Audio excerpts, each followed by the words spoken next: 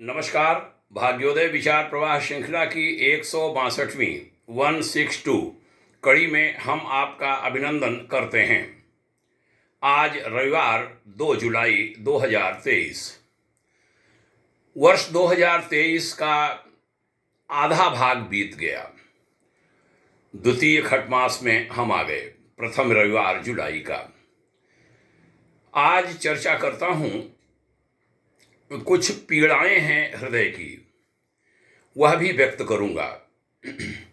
हमारा देश ऋषियों, महर्षियों, तपस्वियों का देश रहा है, जहां नारी का सदैव सम्मान हुआ है। यत्र नार्यस्तु पूज्यन्ते रमन्ते तत्र देवता यहां गाए गए, यानी जहां स्त्रियों की, महिलाओं की पूजा होती है, वहीं देवता निवास करते हैं। मातृशक्ति कहा गया, दुर्गा शक्ति कहा गया, उसे प्रणाम किया गया। लेकिन जब आज देखते हैं छोटी छोटी कन्याओं के साथ अन्याय, महिलाओं के साथ अन्याय, वह सुरक्षित कहीं निकल नहीं सकती, तब चिंता होती है। एक सवाल उठता है, ये कहां से शुभारंभ हुआ भारत में यौन अपराधों का, बलात्कारों का, और रिजल्ट निकल करके आता है कि यह इस्लामिक काल की देन है। आखिर भारत जैसे देवियों को पूजने वाले देश में बलात्कार की गंदी मानसिकता आई कहां से? आखिर क्या बात है कि जब प्राचीन भारत के रामायण, महाभारत आदि लगभग सभी हिंदू ग्रंथ के उल्लेखों में अनेकों लड़ाइयां लड़ी गईं और जीती गईं, लेकिन विजेता सेना द्वारा किसी भी स्त्री का बलात्कार होने का उल्लेख नहीं मिलता, तब आखिर ऐसा क्या हो गया कि आज के आधुनिक भारत में बलात्कार रोज की एक सामान्य बात बन गई? अखबार देखो तो, टेलीविजन देखो तो भरे पड़े होते हैं। श्री राम ने लंका पर विजय प्राप्त की, पर नहीं उन्होंने और न उनकी सेना ने पराजित लंका की स्त्रियों को हाथ लगाया, उनकी ओर देखा भी नहीं। रावण की रानी मंदोदरी आई तो उसको माता कहकर संबोधित किया श्री राम ने। महाभारत में पांडवों की जीत हुई, लाखों की संख्या में योद्धा मारे गए, पर किसी भी पांडव सैनिक ने कौरव सेना की विधवा स्त्रियों की ओर आंख उठा करके भी नहीं देखा। अब आते हैं ईसा पूर्व इतिहास में। 175 ईसा पूर्व में यूनान के शासक डेमेट्रियस प्रथम ने भारत पर आक्रमण किया। 183 ईसा पूर्व के लगभग उसने पंजाब को जीतकर साकल को अपनी राजधानी बनाया और पंजाब सहित सिंध पर भी उसने राज किया, लेकिन उसके पूरे समय काल में बलात्कार का कोई जिक्र नहीं होता। उसके बाद यूक्रेटिदस भी भारत की ओर बढ़ा और कुछ भागों को जीतकर उसने तक्षशिला को अपनी राजधानी बनाया। बलात्कार का जिक्र वहां भी नहीं मिलता। डेमेट्रियस के वंश के मीनेडर ईसा पूर्व 160 से 120 ने 9वें बौद्ध शासक बृहदत्त को पराजित कर सिंधु के पार पंजाब और स्वात घाटी से लेकर मथुरा तक राज किया, परंतु उसके शासन काल में भी बलात्कार का कोई उल्लेख नहीं मिलता। जहां बात बृहदत्त की होती है, वहां पुष्यमित्र शुंग की भी चर्चा करना जरूरी समझा जाएगा।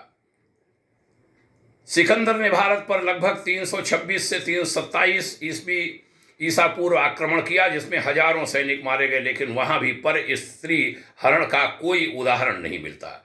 उसके बाद शकों ने भारत पर आक्रमण किया। सिंध नदी के तट पर स्थित मीन नगर को उन्होंने अपनी राजधानी बनाकर गुजरात क्षेत्र के सौराष्ट्र, अवंतिका, उज्जैनी, गंधार, सिंध, मथुरा समेत महाराष्ट्र के बहुत बड़े भूभाग पर 130 ईस्वी से 188 ईस्वी तक शासन किया, परंतु इनके राज्य में भी बलात्कार का कोई उल्लेख नहीं मिलता। उसके बाद तिब्बत के कबीले की लड़ाकू प्रजाति कुषाणों ने काबुल और कंधार पर अपना अधिकार कायम किया, जिसमें कनिष्क प्रथम नाम का सबसे शक्तिशाली सम्राट हुआ, जिसका राज्य कश्मीर से उत्तरी सिंध और पेशावर से सारनाथ के आगे तक फैला था। कुषाणों ने भी भारत पर लंबे समय तक विभिन्न क्षेत्रों में शासन किया, लेकिन इतिहास में कहीं भी नहीं लिखा मिलता कि उन्होंने भारतीय स्त्रियों पर अन्याय किया। उसके बाद अफगानिस्तान से होते हुए भारत तक आए हुए हूणों ने 520 एडी के समय काल में भारत पर अधिसंख्य बड़े बड़े आक्रमण किए और यहाँ राज भी किया। ये क्रूर तो थे, लेकिन बलात्कारी होने का कलंक उन पर भी नहीं लगा। इन सब के अलावा भारतीय इतिहास के हजारों साल के इतिहास में और भी कई आक्रमणकारी आए जिन्होंने भारत में मारकाट बहुत मचाई, लेकिन बलात्कार शब्द भारत में शायद ही तब तक किसी को मालूम था। अब आते हैं मध्यकालीन इतिहास में, जहां से शुरू होता है इस्लामी आक्रमण और यहीं से शुरू होता है भारत में बलात्कार का प्रचलन। सबसे पहले 711 ईस्वी में मोहम्मद बिन कासिम ने सिंध पर हमला करके राजा दाहिर को हराने के बाद उसकी दोनों बेटियों को यौन दासियों के रूप में खलीफा को तोहफे में दिया। तब शायद भारत की स्त्रियों का पहली बार बलात्कार जैसे कुकर्म से सामना हुआ, जिसमें हारे हुए राजा की बेटियों और साधारण भारतीय स्त्रियों को जीती हुई इस्लामी सेना द्वारा बुरी तरीके से पददलित किया गया, बलात्कार किया गया, उनका अपहरण किया गया। फिर आया 1001 ईस्वी में गजनवी। उसके बारे में ये कहा जाता है कि उसने इस्लाम को फैलाने के उद्देश्य से ही भारत पर आक्रमण किया था। सोमनाथ के मंदिर को तोड़ने के बाद इसकी सेना ने हजारों काफिर औरतों का बलात्कार किया और उनको अफगानिस्तान में ले जाकर बाजारों में बोलियां लगाकर जानवरों की तरह बेचा। फिर गौरी ने 1192 में पृथ्वीराज चौहान को हराने के बाद भारत में इस्लाम का प्रकाश फैलाने के लिए हजारों काफिलों को मौत के घाट उतार दिया और उसकी फौज ने अनगिनत हिंदू स्त्रियों के साथ बलात्कार कर उनका धर्म परिवर्तन कराया। ये विदेशी मुस्लिम अपने साथ महिलाओं को, औरतों को नहीं लाए थे। मोहम्मद बिन कासिम से लेकर सुबुक्तगीन, बख्तियार खिलजी, जूना खां, अलाउद्दीन खिलजी, फिरोज शाह, तैमूर लंग, आराम शाह, इल्तुतमिश, फिरोज शाह, बहराम शाह, अलाउद्दीन मसूद, नसीरुद्दीन मसूद, गयासुद्दीन बलबन, जलालुद्दीन खिलजी, शियाबुद्दीन, उमर खिलजी, कुतुबुद्दीन, नसरत शाह तुगलक, मोहम्मद तुगलक, ख्रिज खां, मुबारक शाह, मोहम्मद शाह, अलाउद्दीन आलम शाह, बहलोल मोदी, सिकंदर शाह लोदी, बाबर, नूरुद्दीन सलीम, जहांगीर और अपने हरम में 8000 रखेले रखने वाला तथाकथित शाहजहां। इसके आगे अपने ही दरबारियों और कमजोर मुसलमानों की औरतों से अय्याशी करने के लिए मीना बाजार लगवाने वाला जलालुद्दीन मोहम्मद अकबर। इतिहास में इसके प्रमाण मिलते हैं। मुहिउद्दीन मोहम्मद से लेकर औरंगजेब तक बलात्कारियों की ये सूची बहुत लंबी है, जिनकी फौजों ने हारे हुए राज्य की लाखों काफिर महिलाओं, जिनको माल ए गनीमत कहते थे, बेरहमी से उनके साथ अत्याचार किया और जिहाद के इनाम के तौर पर कभी वस्तुओं की तरह सिपह सालारों में बांटा तो कभी बाजारों में जानवरों की तरह उनकी कीमत लगाई गई। ये असहाय और बेबस महिलाएं हरमों से लेकर वेश्यालियों तक में पहुंची, इनकी संतानें भी हुईं, पर वो अपने मूल धर्म में कभी वापस नहीं आ पाईं। एक बार फिर से बता दूं, मुस्लिम आक्रमणकारी अपने साथ औरतों को नहीं लाए थे। वास्तव में मध्यकालीन भारत में मुगलों द्वारा पराजित काफिर स्त्रियों का बलात्कार करना एक आम बात थी, क्योंकि वो इसे अपनी जीत या जिहाद का इनाम, जिसको माले गनीमत मानते थे। केवल यही नहीं, इन सुल्तानों द्वारा किए गए अत्याचारों और असंख्य बलात्कारों के बारे में आज के किसी इतिहासकार ने उल्लेख नहीं किया। इसका इस देश को भारी दुख है।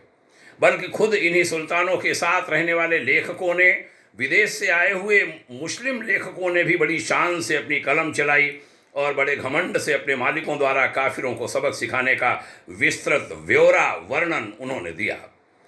गूगल के लिंक्स पर क्लिक करेंगे, हिंदुओं और हिंदू महिलाओं पर हुए दिल दहला देने वाले अत्याचार, तो बहुत सारी चीज़ें पूरे सबूतों के साथ वहाँ मिल जाएंगी। इनके सैकड़ों वर्षों के खूनी शासनकाल में भारत की हिंदू जनता अपनी महिलाओं का सम्मान बचाने के लिए देश के एक कोने से दूसरे कोने तक भागती रही और बसती रही। इन बलात्कारियों से सम्मान रक्षा के लिए हजारों की संख्या में हिंदू महिलाओं ने स्वयं को जौहर की ज्वाला में जलाकर भस्म कर दिया। ठीक इसी काल में कभी स्वच्छंद विचरण करने वाली प्रकृति पुत्री भारतवर्ष की हिंदू महिलाओं को भी मुस्लिम सैनिकों की दृष्टि से बचाने के लिए पर्दा प्रथा की शुरुआत हुई। भारत में पर्दा प्रथा नहीं थी। महिलाओं पर अत्याचार और बलात्कार का इतना घिनौना स्वरूप तो 17वीं शताब्दी के प्रारंभ से लेकर 1947 तक अंग्रेजों की ईस्ट इंडिया कंपनी के शासन काल में भी नहीं देखा गया। अंग्रेजों ने भारत को बहुत लूटा, लेकिन बलात्कारियों में वे भी नहीं गिने जाते। कुछ घटनाएं हो सकती हैं। 1946 में मोहम्मद अली जिन्ना के डायरेक्ट एक्शन प्लान, 1947 विभाजन के दंगों से लेकर 1971 के बांग्लादेश मुक्ति संग्राम तक तो लाखों काफिर महिलाओं का बलात्कार हुआ या फिर उनका अपहरण हो गया, फिर वो कभी मिली नहीं। नवंबर 1947 में मीरपुर पर मुसलमानों ने हमला कर हिंदुओं व सिखों का कत्लेआम करने के बाद 10 साल से 40 साल की औरतों को बंदी बनाकर पाकिस्तान ले जाकर नीलाम किया, ऐसे प्रमाण भी मिलते हैं। इस दौरान स्थिति ऐसी हो गई कि पाकिस्तान समर्थित मुस्लिम बहुल इलाकों में बलात्कार किए बिना एक भी काफिर स्त्री वहाँ से वापस नहीं आ सकती थी। जो स्त्रियाँ वहाँ से वापस आ गईं वो जांच करवाने में भी डरती थीं। बहुत दुखद ये स्थितियाँ थीं। विभाजन के समय पाकिस्तान के कई स्थानों पर सड़कों पर काफिर स्त्रियों की नग्न यात्राएं, जिन्हें थिंड कहा गया, वो निकाली गईं, बाजार सजाकर उनकी बोलियां लगाई गईं, अर्थात हमारी देवियां और इस दुर्दांत कौम के लिए कमोडिटी। और कहते हैं 10 लाख से ज़्यादा की संख्या में उनको दासियों की तरह खरीदा गया, बेचा गया। 20 लाख से ज़्यादा महिलाओं को जबरन मुस्लिम बनाकर अपने घरों में रखा गया। फिल्म पिंजर आदि में और गूगल में बहुत सारे प्रमाण इसके हैं। इस विभाजन के दौर में हिंदुओं को मारने वाले सबके सब विदेशी नहीं थे, इन्हें मारने वाले स्थानीय लोग थे।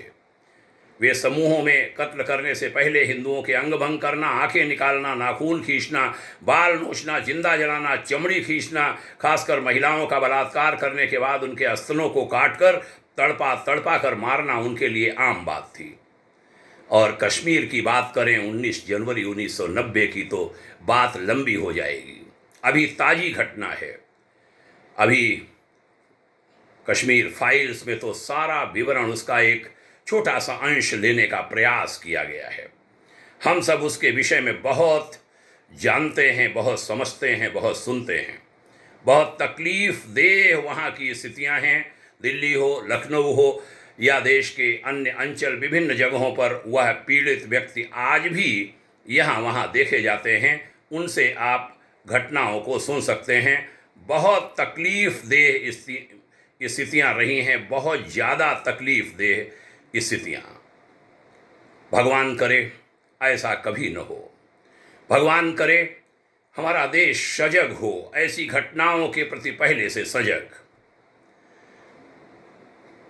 आज सैकड़ों साल की गुलामी के बाद और नराधमों के अनवरत कुसंग के चलते समय बीतने के साथ धीरे धीरे ये बलात्कार करने की मानसिक बीमारी भारत के पुरुषों में भी फैलने लगी है। जिस देश में कभी नारी जाति शासन करती थी, जो देवी कहलाती थी, सार्वजनिक रूप से वह शास्त्रार्थ करती थी, वह न्यायाधीश बनती थी 2-2 बड़े बड़े पुरुष विद्वानों के बीच, स्वयंवर द्वारा स्वयं अपना वर चुनती थी, जिन्हें भारत में देवियों के रूप में श्रद्धा से पूजा जाता था, आज उसी भारत में छोटी छोटी दुधमुही देवी जैसी बच्चियों तक का बलात्कार होने लगा है। और आज इस मानसिक रोग का भयानक रूप हमें देखने को मिल रहा है। कारण ढूंढा जाए तो वही एक जवाब मिलेगा कि कभी यहाँ पर बलात्कार जैसी कुप्रथा, कुरीति, क्या कहें, बहुत साधारण शब्द हैं यह, वो पाप नहीं हुए। वह पाप इस्लामी शासन और उसके साथ हमारे देश में आए। आइए हम पुरानी गलतियों को समझें, कम से कम जाने तो है ही। गलतियां क्या कहें, पाप, जानबूझकर किए गए पाप, और आगे के लिए सजग हों, कभी हमारे भारत में ऐसा न हो। जो घटनाएं हो रही हैं, जो मनोविकारी पैदा हो रहे हैं हिंदुओं में भी, मुस्लिमों में भी, उन सबको सुधारने, बताने का प्रयास हो, दंडित करने की भी व्यवस्था हो, सख्त दंड जल्द से जल्द, और यह प्रथा खत्म हो। नमस्कार करता हूँ, नमन करता हूँ। ये जो पंक्तियाँ हैं इनको विभिन्न जगहों से लिया है। विभिन्न विद्वानों ने भी इस पर कहीं जबान चलाई है, कहीं कलम चलाई है। सभी को धन्यवाद देता हूँ। आइए हम सजग हों, नए भारत का निर्माण करें।